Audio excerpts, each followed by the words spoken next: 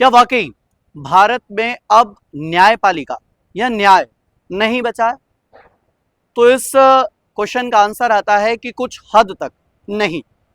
जब बात हम अतुल सुभाष जैसे व्यक्ति की करते हैं तो वहां पर यह सवाल उठता है कि क्या वाकई हमारे जज या हमारा सुप्रीम कोर्ट अब अंधा हो गया है? क्या अब उसको ये सब नहीं दिखता है कि कौन सही या कौन गलत?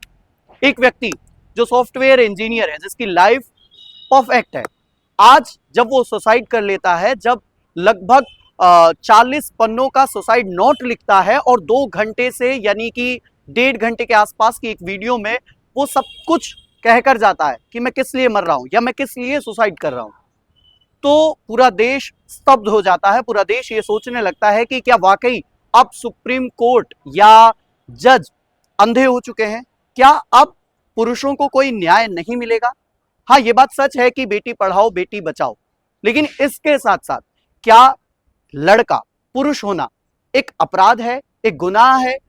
तो आपको बता दें कि नहीं, ऐसा नहीं है। लेकिन न्याय की बात करें तो अतुल सुभाष के साथ कुछ ऐसा ही हुआ कि उसे अपने सुसाइड नोट पर यह तक लिखना पड़ा कि अगर मुझे न्याय ना मिले तो मेरी अस्थियों को सुप्रीम कोर्ट के गटर में बहा देना। यह बात सचमुच झकझोर देने वाली है, लेकिन उन लोगों के लिए ये एक नॉर्मल बात है, एक सिंपल सी बात है जो इसको कुछ भी नहीं समझते हैं। और ये कहानी केवल अतुल सुभाष से जुड़ी हुई नहीं है, ये कहानी है उस हर एक पुरुष नागरिक की जो इस भारत में रहता है और न्याय की मांग करता है।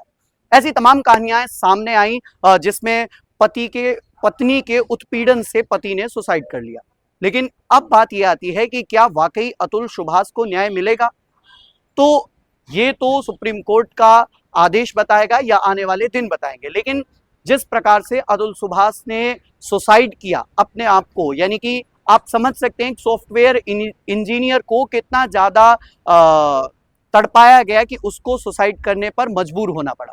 लेकिन उसमें जब पूरा सुसाइड नोट अगर हम पढ़ें तो उसमें बाकायदा सभी लोगों के नाम हैं और इसके साथ साथ ये तक भी कहा गया है कि उनकी जो सास थी, उन्होंने ये भी कहा कि अगर तुम मर जाओगे तो अच्छी बात है, अगर तुम मर जाओगे तो आपका पैसा, पूरी प्रॉपर्टी हमारे नाम हो जाएगी, हम उससे ऐशो आराम करेंगे। तो उस वीडियो में और उस सुसाइड नोट में अतुल सुभाष ने उन सब बातों का जिक्र किया है जो उन्हें करनी थी। लेकिन क्या वाकई पुरुषों के लिए न्याय अब इस देश में नहीं बचा है? इसका जवाब आप दीजिएगा। अतुल सुभाष की कहानी को आप कैसे देखते हैं? क्या वाकई अतुल सुभाष को न्याय मिलना चाहिए, हाँ या ना? वैसे तो मिलना ही चाहिए, क्योंकि एक पुरुष होते हुए आपकी क्या राय है ये जानना जरूरी है। तब तक के लिए दीजिए इजाजत। बहुत बहुत धन्यवाद।